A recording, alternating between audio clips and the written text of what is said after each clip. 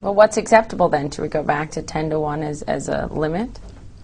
Well, are you asking me what I would do if I had all the power? Yes.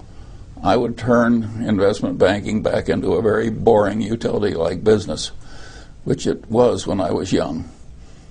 All they would be doing was helping people issue stocks and bonds, acting as an honest stockbroker, and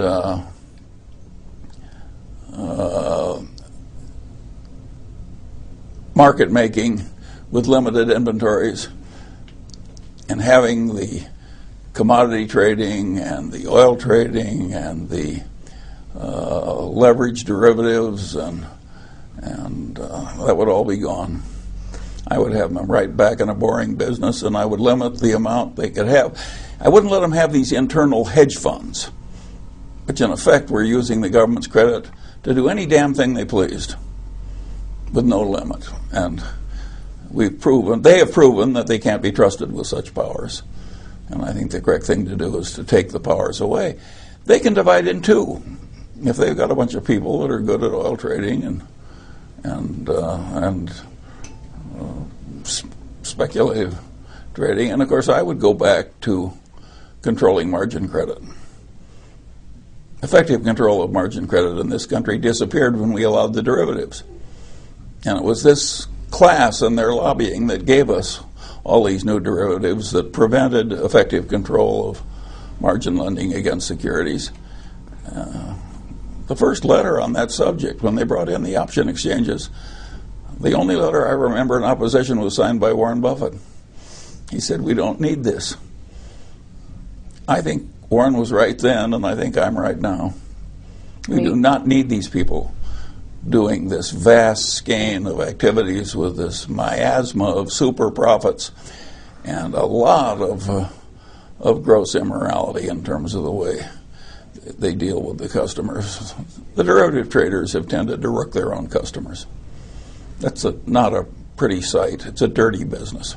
It's a dirty business. I mean, this is a stance you've held for at least the past few years, if not longer, in 2007. From the inception. You talked about... Nobody was the least bit interested in anything we have to say except now. And in 2007, you warned about it, saying, this is going to cause a lot of trouble. It may be highly profitable now, but it'll cause a lot of trouble. You foresaw a lot of what happened on the derivatives front, but did anything surprise you in terms of just how bad, how catastrophic it became? Yes, I think the gross size of it. Even someone as realistic about human nature as I am was surprised by the extent of the folly and evil. You talk about new rules in the game a lot. And how will those new rules that we see after the government eases back a little bit and we have many more congressional hearings and some new rules are adopted, others fall by the wayside. How do you foresee that affecting Berkshire? Or does it not? Well, it indirectly affects the companies whose securities we own. The other interesting question of morality and decency is consumer lending. And I would argue that the major non-investment banks have by and large misbehaved in consumer lending. They have had a marketing model which is the equivalent of a liquor company that seeks out the people very susceptible to alcoholism and tries to suck them into alcoholism. That is not a pretty model. In fact, it's an ugly, indecent model. And I think that the president is exactly right when he says he's going to impose limits on what leading banks using the credit of the United States to exist can do in terms of abusing the lending to the fiscaholics. The fiscaholics deserve some protection from their own government. They can't help themselves. You and Warren like Wells Fargo. You love Wells Fargo. Yeah. I mean, you'd own more of it if you could. Isn't Wells Fargo guilty of a lot of these actions on the mortgage front? I think they were way better than almost anybody else of similar size. But it's like being the best kid in detention, no? Well, who is totally free from fault?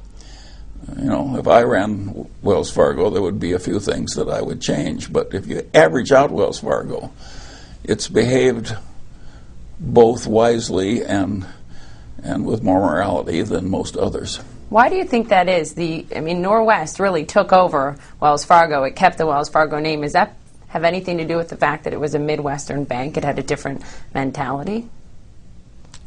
To some extent, I think that's true. But Wells Fargo, when we bought into it for the first time, was not allied with Northwest. And it had a very good culture compared to other banks. So to some extent, they were marrying one good culture with another. There's a reason why we consider it a much better bank than most of the other big banks.